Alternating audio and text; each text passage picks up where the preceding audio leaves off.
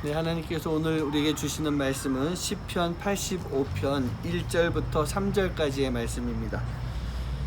여호와여, 주께서 주의 땅에 은혜를 베푸사 야곱의 포로된 자들이 돌아오게 하셨으며 주의 백성의 죄악을 사하시고 그들의 모든 죄를 덮으셨나이다. 주의 모든 분노를 거두시며 주의 진노를 돌이키셨나이다. 아멘. 네, 오늘 이 말씀을 보고 있으면 이 시대적 배경이 어디 있는지, 언제인지 여러분 이렇게 상상이 가십니까?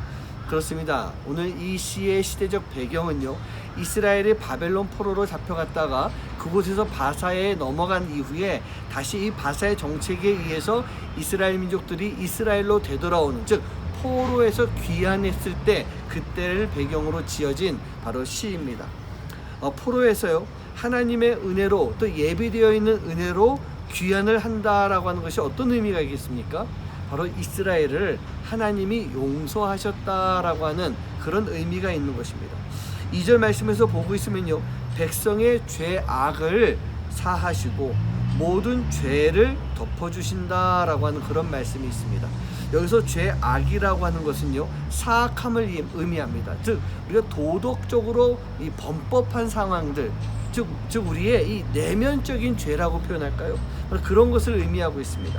두 번째로 죄라고 하는 것은요, 잘못 행한 과오들, 즉 우리가 외적으로 지은 죄의 모습들을 이야기하고 있습니다. 즉 2절 말씀은요, 하나님께서 우리 안에 있는 내면의 죄, 외적인 죄, 이 두 가지 모두를 다 사하여 주셨다라고 하는 그런 말씀이에요.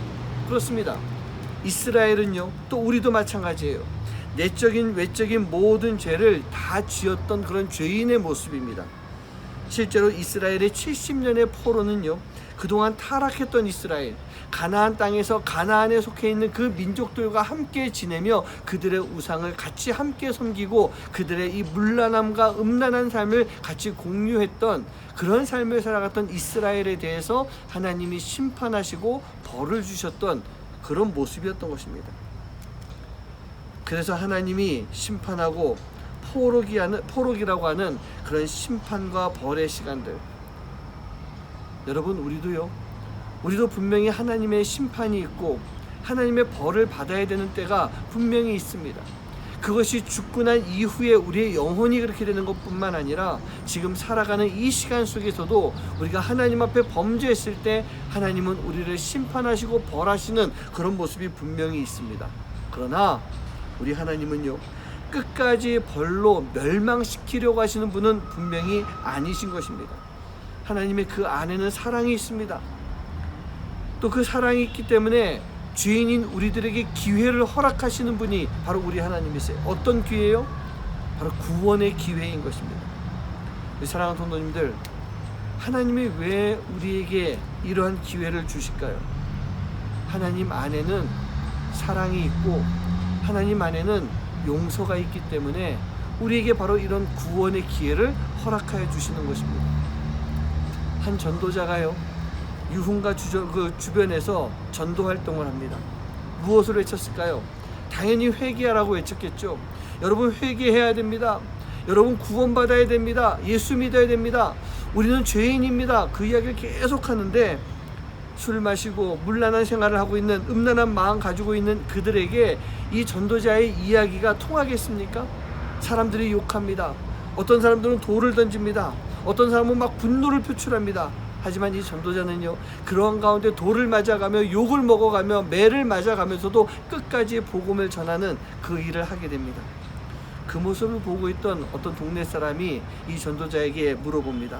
아니, 저토록 사람들이 당신을 욕하고 당신에게 분노하는데 당신은 괜찮습니까? 당신 마음에는 분노가 일어나지 않습니까? 그러자 이 전도자가 그 동네 사람에게 이야기합니다. 내게는 분노가 없습니다.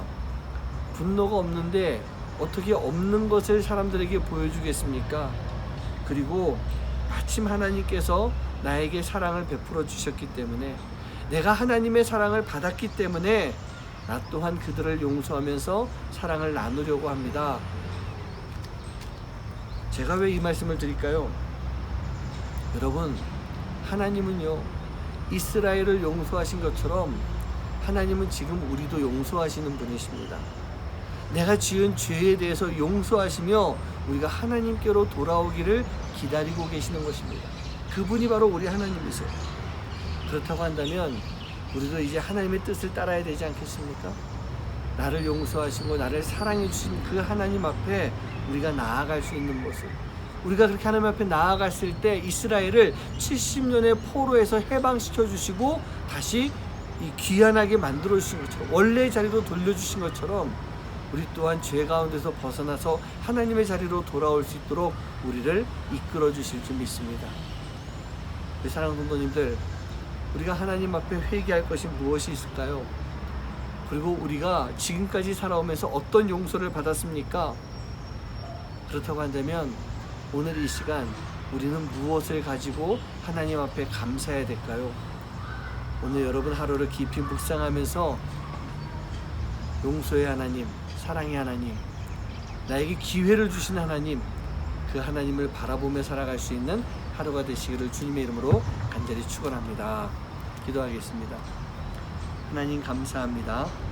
오늘도 우리를 불러주시고 우리를 자녀 삼아주시고 우리가 하나님의 자녀로서 죄 가운데 빠져 있음에도 우리를 용서하시며 우리에게 회개하며 살아갈 수 있는 그 기회를 주신 것 감사합니다.